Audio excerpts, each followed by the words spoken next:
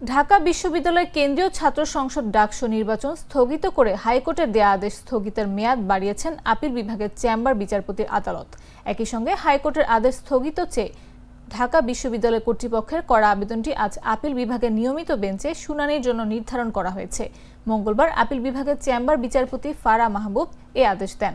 আদালত বলেন, ৩ সেপ্টেম্বর শুনানির জন্য নির্ধারণ করা হলো, সেই সময় পর্যন্ত স্থগিতাদেশ বাড়ানো হলো। ঢাকা বিশ্ববিদ্যালয় কর্তৃপক্ষের আইনজীবী মোহাম্মদ শিশির মনির বলেন, বুধবার আপিল বিভাগের পূর্ণাঙ্গ বেঞ্চে আবেদনটি শুনানির জন্য ১ নম্বর আইটেম হিসেবে থাকবে।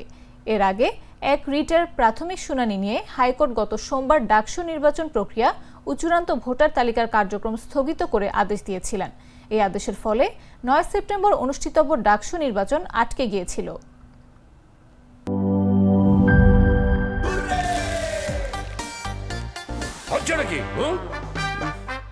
সিচুয়েশন যেমনই হোক, হুররে থাকলে নো টেনশন। মিল্ক ক্রিম আর এক্সাইটিং ফ্রুট ফ্লেভারে তৈরি হুররে ওয়েফারের মাঞ্চি টেস্টে আপনিও বলবেন টেনশন দূর রে, হয়ে যাক হুররে।